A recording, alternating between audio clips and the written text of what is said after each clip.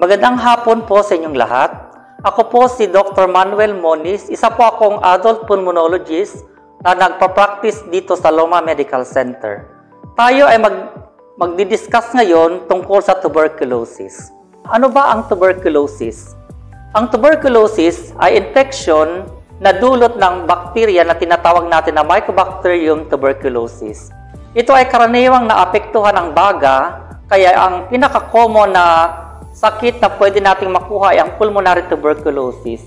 Pero dahil may kakayahan ding itong i-infect ang ilang mga parte ng ating katawan tulad ng brain, ang ating puso, ang atay, at kung ano-ano pang parte ng ating katawan, ito ay maaari ring infection ng iba't ibang part ng ating katawan.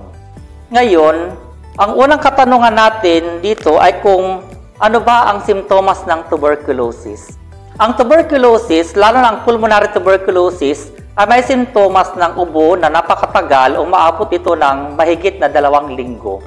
Pagka mayroon ng 2 linggo ang ubo natin, magsuspetsa na po tayo na maaring tayo mayroong tuberculosis. Ang mga iba pang mga simptomas ay ang lagnat na hindi nawawala, ang pagkawalan ng ganang kumain, ang pagdura ng dugo, ang pagbawas ng timbang. Ngayon, dumako naman tayo sa pangalawang katanungan. Nalantad ako sa taong may sakit na tuberculosis, maaari ko bang mahawaan ng TB ang iba?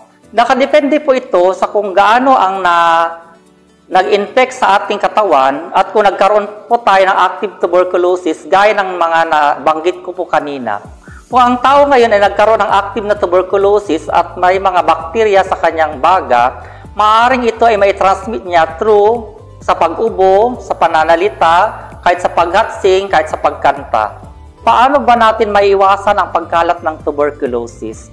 Maiwasan po natin kung ito ay magkaroon tayo ng proper hygiene. Since alam natin na ang TB na nakakahawa through sa hangin at sa mga droplet nuclei, maaaring maiwasan natin ito through yung pag-iwas sa crowding o dapat sa bahay natin may mga enough ventilation. Itong droplet nuclei na ito ay nag-stay sa ating air ng mga up to 12 minutes. So para maiwasan natin ang pag-stay ng droplet nuclei na ito, ay maaaring sa mga bahay natin, sa mga kwarto, ay buksan ang mga bintana at magkaroon ng enough na pag-enter ng mga hangin upang ang droplet nuclei na ito ay mas mabilis na bumaba at kailangan ang mga sunlight ay pumasok din sa ating mga bahay.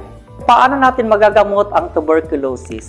Magagamot ang tuberculosis sa pamamagitan ng TB Dot Centers. Ito ay programa ng gobyerno na kung saan ang mga pasyente ay nihikayat na pumunta sa mga health centers upang sila ay mabigyan ng gamutan na hindi bababa sa 6 na buwan. At ito ay minomonitor ng ating mga barangay health workers at ang mga nakatagalagang doktor. Yung iba naman ay ina-avail ang serbisyo ng mga private doctors, pero ini-encourage po natin ang mga pasyente na pumunta sa health centers dahil ito po ay libre at mga mabisang gamot sa tuberculosis. Dumako tayo sa ating huling katanungan. Ang tanong ay kung bakit napakatagal kung kailangang inumin ang mga gamot na tuberculosis. Since alam natin na ang bakteryang Mycobacterium tuberculosis ay sadyang napakatagal na gamutin sapagkat sila ay naglalaman ng iba't ibang populasyon na kung saan iba't iba ang kanilang growth potential at ang kanilang characteristics, kaya nagkakaiba rin ang mga gamutan na ibinibigay para sa mga ito.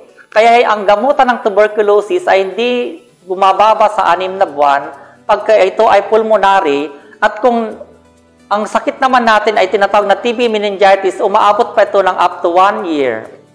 Kung kayo po ay nakakaramdam ng mga simptomas ng tuberculosis, kagaya po ng ating mga napag-usapan po kanina, mangyari lang po na tayo makipag-ugnayan sa Loma Medical Center upang i-avail po natin ang mga serbisyo nila para ma-diagnose ang sakit na tuberculosis gaya ng sputum examination, chest x-ray, at iba't iba pang mga examination upang ang TB ay ating malunasan at mapuksa. Marami pong salamat.